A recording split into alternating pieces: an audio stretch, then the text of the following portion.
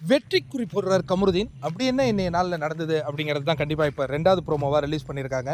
அதாவது big pass வீட்டுக்குள்ளே இப்போ என்னன்னா, யார் எனக்கு ஒரு காம்படிட்டராக இருப்பா, யார் நான் கண்டுக்கிறது கூட கிடையாது, வேஸ்ட் பீஸ் அப்படின்னு நான் யாரை நினைக்கிறேன் அப்படிங்கிறது ஒவ்வொருத்தவங்களாக சொல்லிட்டு வராங்க. நம்ம மொதல் ப்ரோமோவில் சொன்னதெல்லாம் பார்த்தோம். 2வது ப்ரோமோவில் 2 நபர்கள் ஒருவரை மாற்றி ஒருவரை சொல்லிக் கொள்வது தாங்க ரிலீஸ் பண்ணியிருக்காங்க.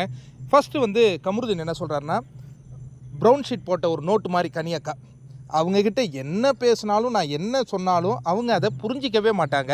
அதனால் அவங்கக்கிட்ட பேசுகிறதே வேஸ்ட்டு. என்னை பொறுத்த வரைக்கும் அவங்க எனக்கு ஒரு யூஸ்லெஸ் அப்படின்னு அவர் சொல்லிட்டு போகிறாரு.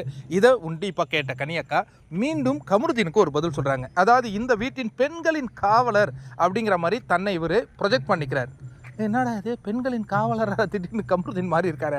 கனியக்காவே சொல்கிறாங்கன்னா ஏதோ ப்ரொடெக்ட் பண்ணியிருக்கார் போல இருக்குது. பார்வதி அந்த நிகழ்ச்சியில் ப்ரொடெக்ட் பண்ண சொன்னாங்களா?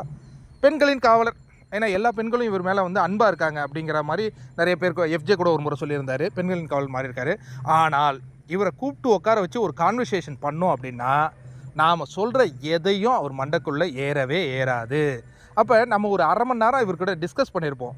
முடிவில் இவர் என்ன நினச்சாரோ அதே மாதிரி போகிறாருன்னா, இவரை வந்து நான் ஒரு பொருட்டாகவே மதிக்கலை அப்படின்னு கனியக்கா சொல்ல வெற்றி குறி காட்டுறாருங்க கமருதீன்.